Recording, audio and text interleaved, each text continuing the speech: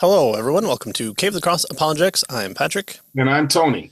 And if you're joining us, you're probably wondering whether or not miracles are possible, and maybe we have a book for you. And of course, that is Miracles by Craig Keener. And we're kind of doing a portion of it where we're taking down Hume because people respect him way too much. So we need to highlight all the ways that he can actually help Christians explain the Christian message. And it's not just referring to the problem of induction, which we always appreciate him pointing out that no atheist has a great solution to the problem of induction, but also that everyone wants to point to how he took down miracles and made it impossible to believe in it. You're not a serious person if you believe in that. And so Keener is helping us go over the fact that, well, maybe Hume isn't as smarty pants as what he thinks he is. So that's what we're doing in chapter 6 here. We're talking about all the different ways that Hume kind of developed his skepticism towards miracles. And last time we covered a look at his holding to kind of the logical positivism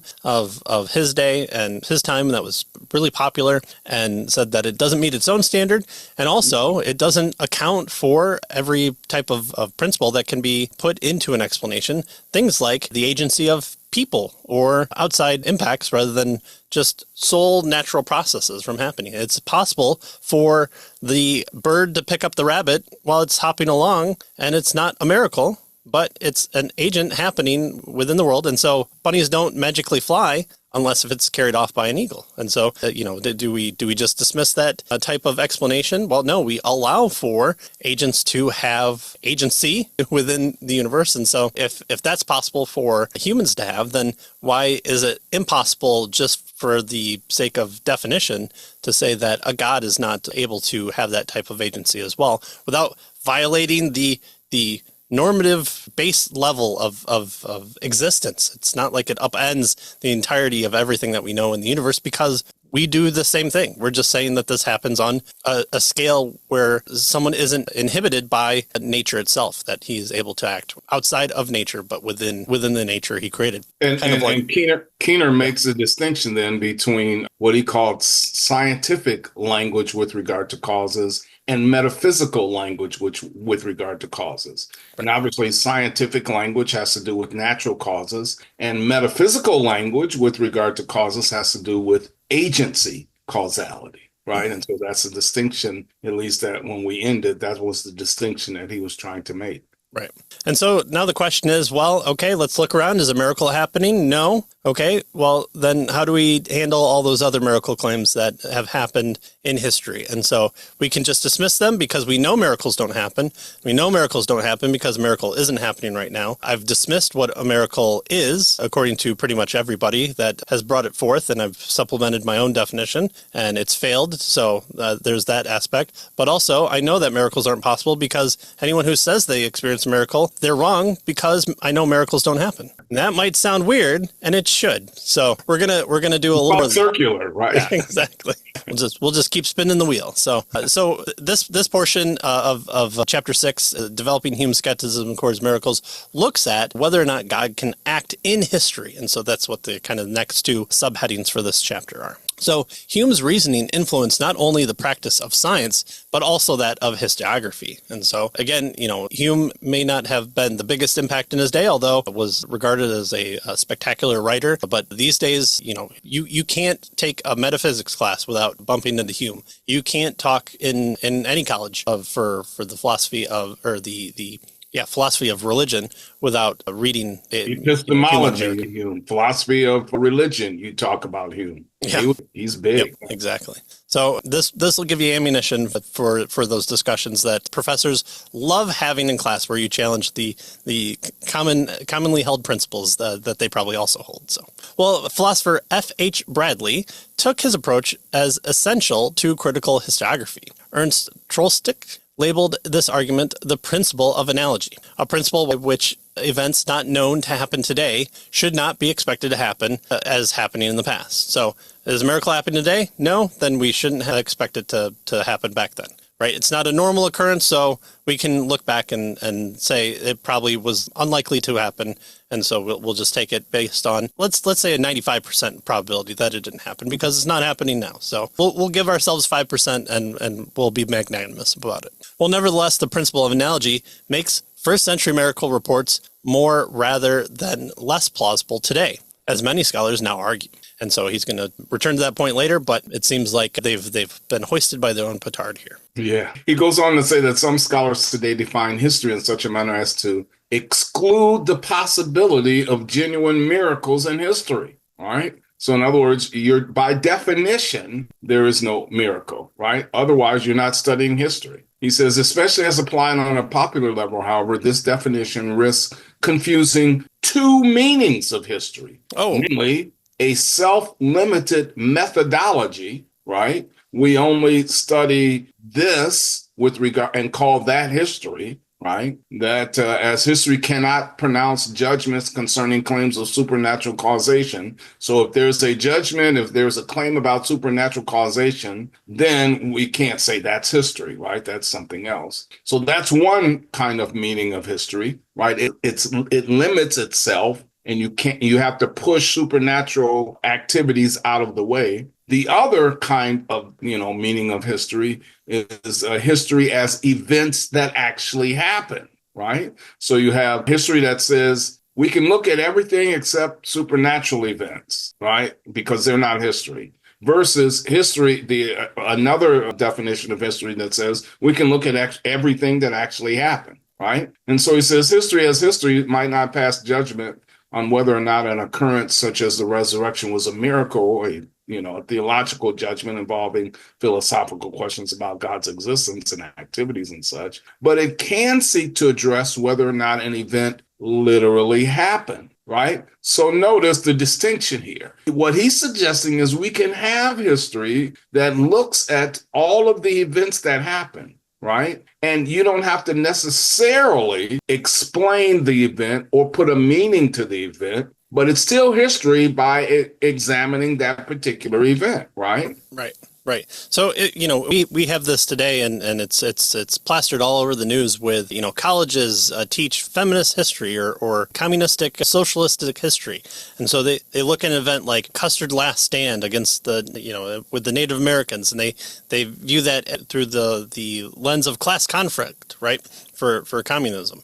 And so they're going to tell you all the things that happened and why it happened because of this model that they're presenting first, rather than just saying, well, Custer, heard the shot, he charged, he shouldn't have, he didn't see these other forces come up, and he ultimately lost. No, they're putting their spin on it immediately and trying to kind of direct you into a path of explanation with history to back it, rather than just saying event A happened, then event B happened. So again, he says history as history might not pass judgment on whether or not an occurrence was a miracle, but it can seek to address whether or not an event literally happened, right? So did the event happen? Whether or not you want to call it a miracle or not, history can consider whether or not the event happened. He says if an event happened and some evidence for that event remains, it can be the subject to historical investigation. Right. So that's right. What he's getting at. Let's call history. Let's look at history. Let's do history.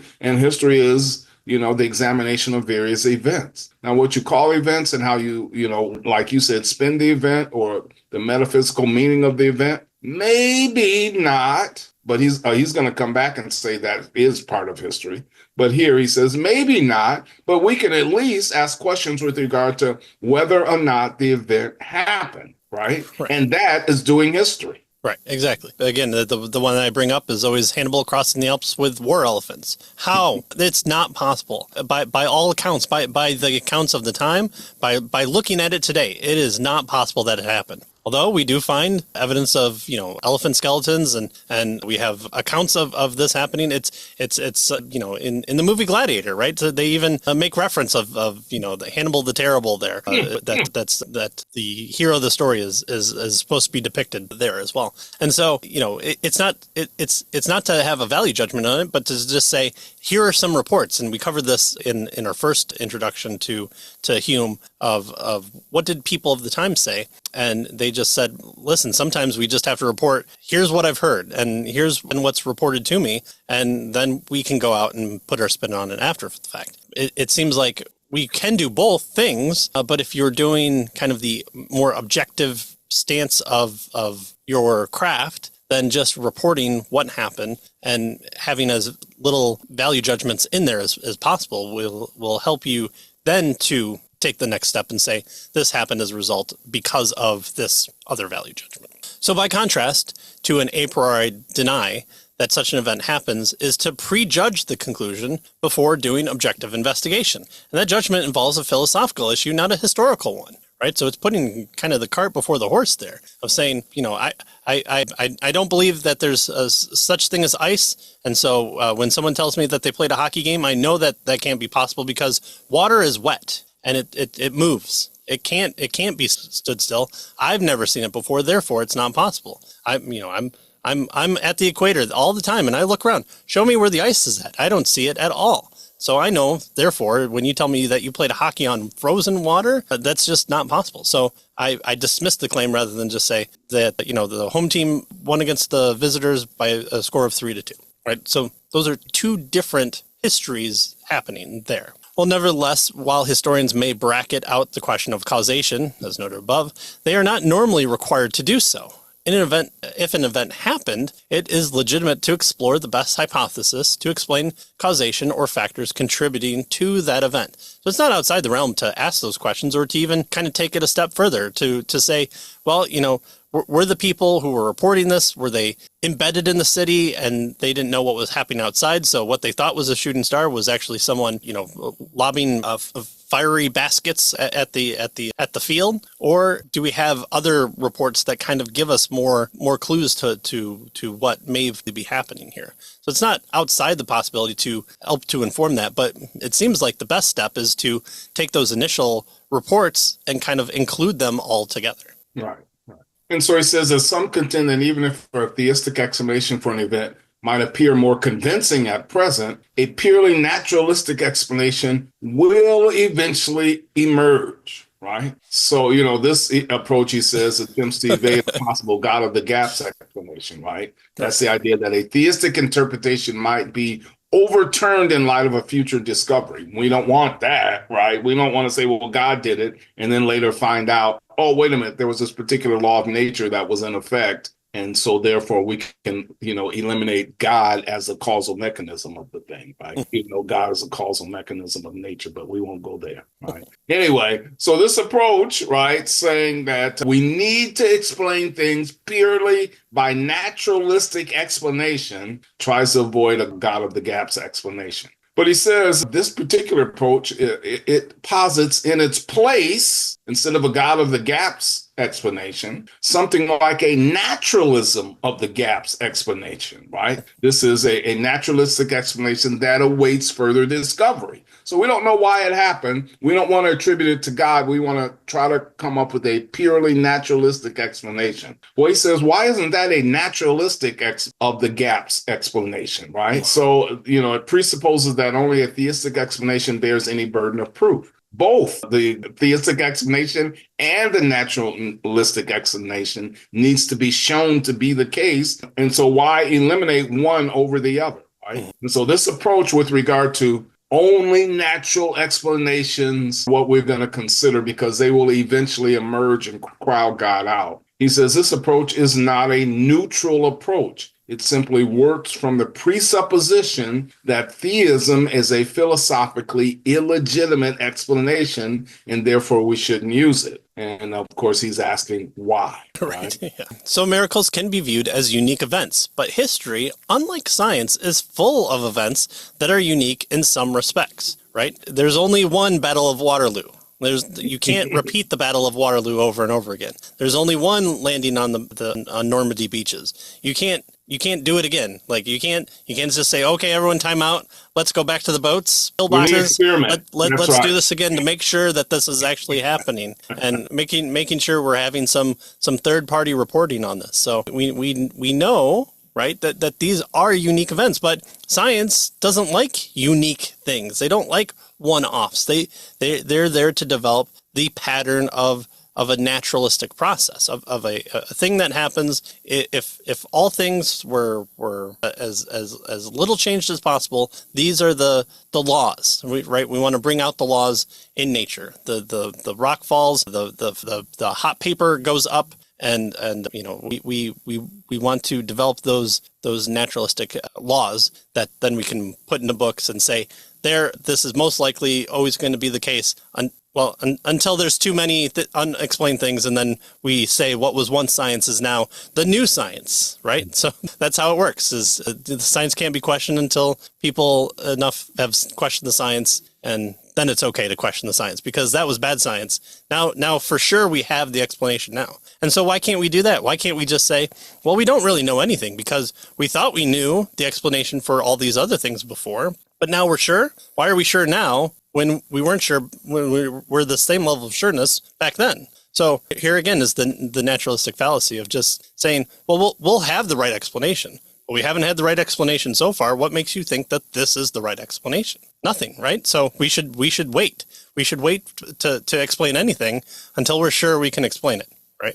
So exactly. So, his point here is that history and science are different, right? And miracles may be viewed as unique events. And of course, history can study unique events. Scientists has a difficult time doing that because, as you said, they're looking for patterns. Right. So having something like the first century rise of a movement exalting Jesus as Lord within Judaism lacks prior analogy. In fact, almost on purpose. Yet no one denies that this movement began. Again, no serious person, but let's all just refer back to, even Bart Ehrman has to pull up his Bible and say, no, look, it actually happened. Now, whether or not the things within it are all true is something to be considered. But no, Jesus was a real person. This thing happened. The Roman Empire fell because of Christianity. There's got to be an explanation here along the way for this to happen. Christianity just didn't suddenly arise out of Billy Graham's pocket in the 1940s. This all stems back to one guy in the Middle East, and it upends the entirety of the control of the known world. And so we have to deal with those as facts in history. And so obviously if historians, as he says here, excluded these unique events, then of course that would rule out much of history. Right, exactly. Full of unique events, yeah. And so he says that some distinguish miracles from other sorts of unique events by making them a unique kind of event. There you go. Mm-hmm. So in history, there are unique events, and so history can study unique events. But miracles are different. They're unique kinds of events. And so that's a little bit different, he says, right? He says that that is, miracles belong to a category that differs too much from normal experience to ever be deemed probable. Right? They're the ones I don't want to deal with, so I'm going to put them in that box. And That's right.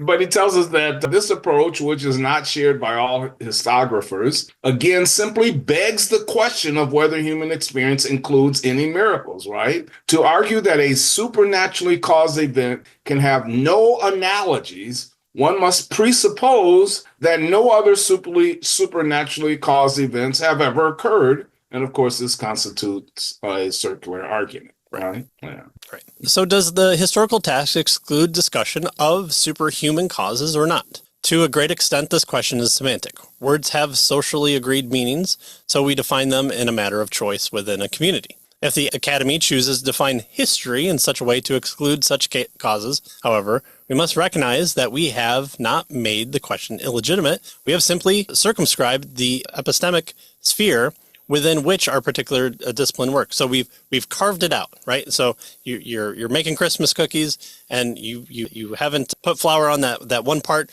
and so you're sectioning it off as the non-flour part. You don't want to deal with it because you've already rolled out your dough, and you're going to put your cookie cutters out there.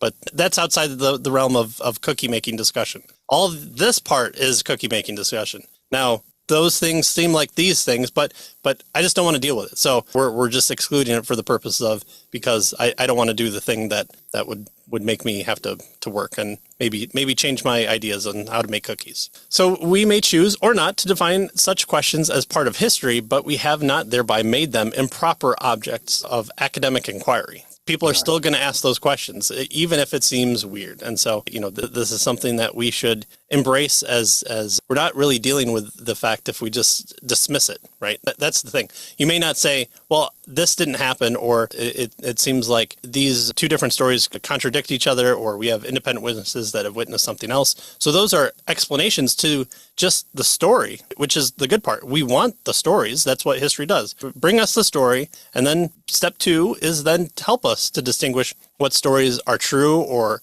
what are fabrications after the fact, what billed as old wives' tales, or what existed at the time most favorable to all the evidence. So that's what's being asked. So just to ignore it and say, well, these are a different kind of things doesn't really get over that question that he's making this case for. And he says these boundaries themselves reflect a particular line of historical development, namely a particular Western Enlightenment tradition in history's discipline. He says there's no transcultural or transhistorical assent to these boundaries, and some disciplines have already moved beyond these boundaries, right? So we don't have to be stuck with, well, I'm not going to look at that because I'm not going to call that history kind of thing. But wait a minute, right? It's history. Look at all of it, right? He says we cannot appeal to some cosmic rules of our discipline to prevent exploration of these issues. Those rules evolved in a particular historical context, and as the guild, we are allowed to rethink and revise them if they are needed, right? So, we cannot blame the discipline, he tells us, as that we have inherited. He says we are responsible, that is, historians are responsible for what they do with this inheritance. Freedom to re-engage old questions from new perspectives is part of what it means to think critically. And so historians can look at, in fact, should, he's suggesting, look at these kinds of issues. Right. This kind of reminds me a little bit of, it'd be the opposite of history, but prehistory or future history with the Minority Report. So, but different from the book, but I'm talking about the movie here with Tom Cruise. He's always running, and it's a really good movie, but they convict people based on future crimes, and they stop somebody from, most of the time it's murder or some big event. And so they say, because we were able to see it and catch you pretty much within the commission of a certain amount of time, we're convicting you based on what you would do in the future. Well, then Tom Cruise's character sees something that says, well, it does seem like we're looking at it like this, but here's an instance involving him, and that's the whole plot of the story, where this is not the case. And so they're taking in new information saying, well, now we got to look at everything all over again to see if we're missing part of the piece of the story here, and we're missing the second shooter or something along those lines that he sees in the mirror of the plot for this story. And so to just say, well, it's too complicated or that complicates the situation here. Well, right, but we're wanting the true picture, right? We're wanting to believe all the true things that are available to us in history. And so when these events come along, to just dismiss it out of hand and tell it to go sit in the corner doesn't really deal with it, other than just devalues your kind of your entire pedagogy there for communicating to us what happened in history. So look at that. Got a sci-fi reference in there at least once. All right. Well, however we define the rules of the discipline, historiography no more excludes the possibility of knowledge outside its conventional methods than historians would grant that physics does. Historians who choose to ask the questions may ask them with the same academic rigor employed with inferring human causation in events where such causation is debated. Right? So you have those things of we were talking about it just the other day of what caused the Civil War. What was it? Firing on Fort Sumter, or was it telling the South that they couldn't secede from the Union? Well, what's the cause of the war there? Talking immediate? You talking philosophical? Which one came first there? That's the chicken and the egg for the Civil War there. And so we're employing kind of a multi-level question there that allows, and you almost encourage that secondary discipline. But if you're just talking about, well, all of a sudden the South fired on Fort Sumter and a war broke out, well, to just dismiss everything with the founding of the Constitution, the 1776, and all those questions tends to limit your explanation of what actually might be an initial cause to the thing that you're wanting the full explanation for. Right. So the scientists might say, well, the physical event of bullets firing caused the war. Somebody else says, no, the linguistic social context of what was going on caused the war, right? Why can't cause the start of the war? Why can't both kind of be, in different levels and in Right. different ways, an explanation of what caused the war. Right, exactly. Right. Well, in a postmodern context, for better or for worse, or some of each, historiography's rules are shifting. So that's what we have to deal with. Yeah. All right. Well, that's where we're going to pause now. And there's a little bit more to this chapter, but this is a good kind of a touch point for us to hit the pause button and take a breather and figure out if what we just witnessed within this episode actually happened. And you can rewind it, but did you actually watch this episode at the time when you said you watched it? Or did it only pop up 5 minutes ago and you are just imagining that you're rewinding it to watch it again? Or will it cause a crime in the future? Exactly. I don't think I can run as fast as Tom Cruise is even today. So I think I'm going to be frozen, and I'm going to have somebody else save me from my future crime there. All right, caveofthecross.com for all your Cave of the Cross needs, and YouTube, Rumble, Spotify, all there for video formats, and the audio is also linked. And then X and Facebook are still being posted, and short clips are being posted there as well, including one where I tracked down the report of the miracle of the church blowing up where nobody's car started and they were all late to save all 15 people of the choir. So I did track down that Life magazine. So I'll put a link to that in the description below, but those things are the things that you might be missing. So go check it out and spend 2 minutes of watching the content there that will get you to the fuller episode. All right. Thanks for joining us, and we'll see you next time. See you next time.